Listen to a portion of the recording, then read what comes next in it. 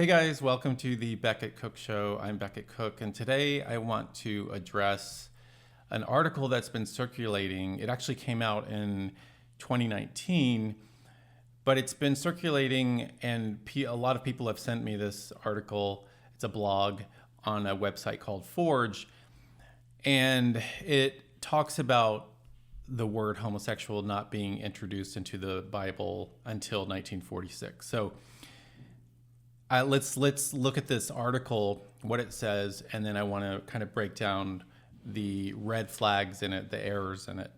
So the title of the article has, quote, homosexual always been in the Bible?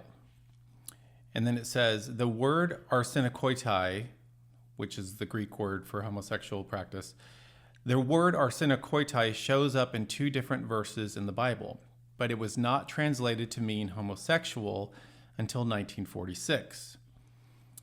And the writer of this piece sat down with this man named Ed Oxford, who actually went to my same seminary, Talbot School of Theology at Biola University. And Ed Oxford I think he's gay, and I think he's a gay-affirming Christian, if that's a possibility. So Ed Oxford says that the word homosexual first showed up in the RSV translation of the Bible, which is the Revised Standard Version, the English version. And he says that he wanted to see how other cultures and translations treated the same verses when they were translated during the Reformation 500 years ago. So he started collecting old Bibles in French, German, Irish, Gaelic, Czechoslovakian, Polish, etc. And he says, I had a German friend come back to town, and I asked if he could help me with some passages in one of my German Bibles from the 1800s. So we went to Leviticus 18, verse 22, and he's translating it for me word for word. In the English, where it says, man shall not lie with a man, for it is an abomination, the German version says, man shall not lie with young boys as he does with a woman, for it is an abomination. And then Ed Oxford is kind of stunned, like, what? Are you sure? And then he went to Leviticus 20, verse 13, and the same thing, young boys. So Ed Oxford went to 1 Corinthians to see how they translated arsenokoitai. And instead of homosexuals, it said, quote, boy molesters will not inherit the kingdom of God. So then he goes on to say that he grabbed a facsimile of Martin Luther's original German translation of the Bible from 1534. And in that translation, they use the word Knabenschande, which Knaben is the German word for boy, and Schande is the German word for molester. So he's assuming that that compound word, Knabenschande, means boy molester, which it may not mean that because it was a word from 500 years ago. So obviously, if you look at texts from Shakespeare or from other texts from that time, the words change, the meaning of words change, compound words change. So that's red flag number one. And he says, this word boy molesters, or Knabenschande, for the most part, carried through the next several centuries of German Bible translations. And the first time homosexual appears in a German translation is in 1983. And Ed Oxford says Germans were the ones who created the word homosexual in 1862, which actually I'm not sure about. I think the Hungarians coined the term homosexual. So I think that's an error. And then he says that the reason the German Bible changed their term to homosexual in 1983 was because Americans paid for that translation. So there's some sort of like nefarious agenda on the American part to change the word to mean homosexual in the German Bible. He goes on to say, I also have a 1674 Swedish translation and an 1890 Norwegian translation of the Bible. And he asked one of his friends who went to Fuller Seminary, who's fluent in Swedish and Norwegian. And again, the same thing. She said when she read it, now keep in mind, this is a modern reader in the 21st century reading back into 1674 and 1890. So she said, it says boy abusers or boy molesters. And so this seems, like an amazing argument so far, but we'll get to this in a second. He says that he also went to the Huntington Library and found a lexicon from 1483. He looked up the word arsenicoitai and it gave the Latin equivalent paidico. And he says if you look those up, they mean pederasty or Knabenschänder or boy molester in German. And 1483 is the year that Martin Luther was born. So when he was running for his life, translating the Bible and carrying his books, he would have used such a lexicon.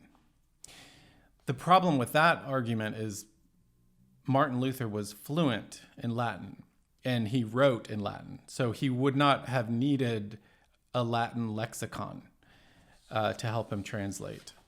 So that's probably an error.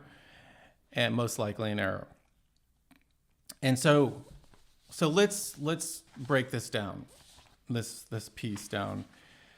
First of all, one of the biggest red flags is you don't translate the Bible by looking at translations from the Reformation. You go back to the sources, as Erasmus said, ad fontes, to the sources. So go back to what the original Koine Greek, which was what the New Testament was written in, Koine Greek, common Greek. Go back to those words in the first century and see what those words mean in that context at that time. And obviously the Old Testament was written originally in Hebrew. So go look at the original Hebrew. So it doesn't really matter what terms are chosen in later translations. We care about what the Bible meant in the original Greek and Hebrew. And arsenokoites, as I said in the last episode, arsenokoites or arsenokoitai, it was coined by Paul from the Septuagint, which was the Greek translation of the Old Testament. And he put together those two words, arsen and koite, to come up with arsenokoitai. You can go back to that episode if you want to review that. But so we know where Paul got the term arsenokoitai, and it was from a clear prohibition in Leviticus 18 and 20 against homosexual sex. That's where he coined that term.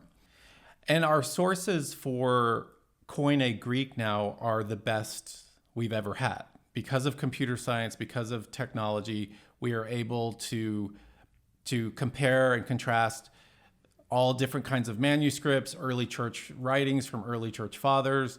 And so our lexicons are the best they can possibly be now. They weren't so 500 years ago. So the more modern dictionaries or lexicons have done all the lexical work necessary to bring us back to the first century, which is where we need to go to understand this word, rather than going to Martin Luther's writings or to going to the Reformation or going to the 1800s. So we need to go back to the sources and not rely on people who speak German today or Swedish or Norwegian today casually translating a text that was written in their language 500 years ago, 200 years ago. So therefore, at Oxford's point about the older English and European translations are not relevant. However, it's important to know that in older English, pederast meant what we know to call homosexual. It didn't refer exclusively to pedophilia. And the Oxford English Dictionary confirms this older use of the word pederasty. So pederasty didn't just mean sex with young boys. It meant any kind of homosexual sex. So we have to keep that in mind too. Words change meaning over time. And so we've got to be aware of that and careful with that. A much better approach is to go to BDAG. BDAG is the industry standard dictionary for Koine Greek among scholars. And BDAG stands for the four authors and editors of this dictionary, which are Bauer, Danker, Arndt, and Gingrich. And BDAG tells us that the word arsenokoitai could mean a male who engaged in sexual activity with a person of the same sex, or it could mean pederast. It also says that Paul's use of the word cannot be limited to contact with boys, and it cites many sources for why it says this. So BDAG is the most reliable source for scholars for Koine Greek. And if Ed Oxford wanted to make the case that the Latin or German words referred only to sex between adult males and adolescent boys, he would have to show that people who commonly read those Bibles understood that to be so. No Bible interpreter from 500 years ago, or even 50 years ago, claimed that the Bible taught sex between adult males was acceptable. And focusing on the word, quote, homosexual has no bearing on clear passages like Romans chapter 1, verse 27, that describe homosexual behavior rather than using a term for it. So remember, Romans chapter 1, verse 27 says, "And the men likewise gave up natural relations with women and were consumed with passion for one another, men committing shameless acts with men and receiving in themselves the due penalty for their error."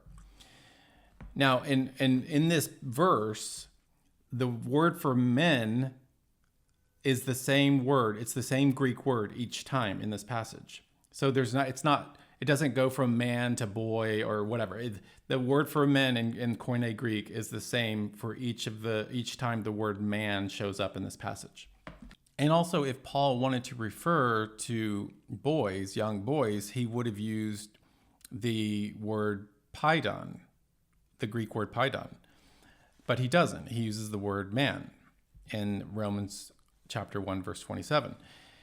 And also, Martin Luther, whatever that translation he used, Knabenschande, is irrelevant because he was very clear in his opposition to same-sex relationships. If you look at his commentaries on Romans, for example, it's very clear that he was opposed to that. And this blog post kind of completely glosses over the Old Testament Hebrew version of the prohibitions against homosexual practice from Leviticus 18 and 20. It only uses the Septuagint Greek version, but if you look at the Hebrew version, as I said, the Hebrew is very clear that a man shall not lie with a man as with a woman. The Hebrew couldn't be more clear. And also this article completely ignores Jesus's words in the Gospel of Matthew when, he's asked by the Pharisees about divorce, and he reaffirms what marriage is. And he goes back to the beginning. He goes back to Genesis. He grounds his argument in Genesis, just as Paul does as well. He grounds in Romans chapter 1. Paul grounds his argument in Genesis. And Jesus says, "Have you not read that he who created them from the beginning made them male and female, and said, therefore a man shall leave his father and his mother and hold fast to his wife, and the two shall become one flesh." So this one flesh union between two people is an exclusive union, and it's between a male and a female. Jesus reaffirms that. And so it's clear, and this article, of course, skips over that, which is another huge red flag. And so it's just amazing to me to what lengths people will go to somehow, some way justify sin. This is not some crazy mystery. The biblical sexual ethic is so clear from the beginning of the Bible to the end.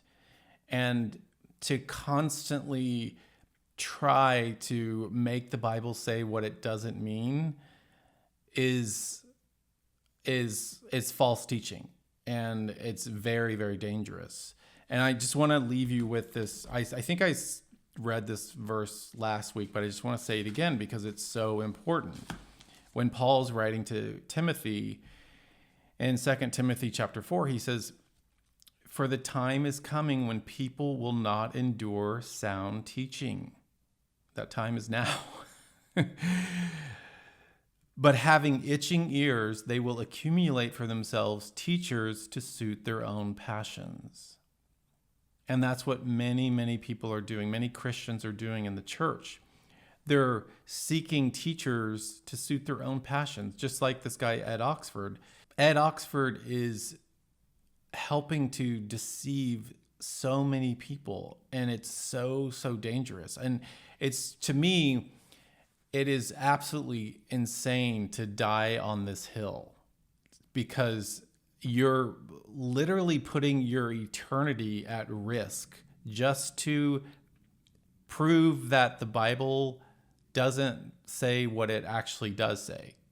So to me, it's a crazy way to live. It's a crazy way to understand what the Christian life is all about.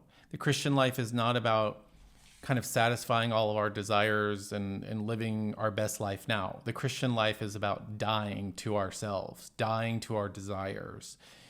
Jesus says, if you want to follow me, deny yourself, take up your cross, and follow me. So to spend all this time spinning and spinning and spinning, trying to make the Bible say that homosexual practice is not only not a sin, but it's something to be celebrated and something that is good and righteous and even holy, because it's become a sacrament in marriage, is bizarre to me. It's a bizarre, and it's such a it's a testament to how wicked the human heart is, and how to what lengths we will go to justify sin.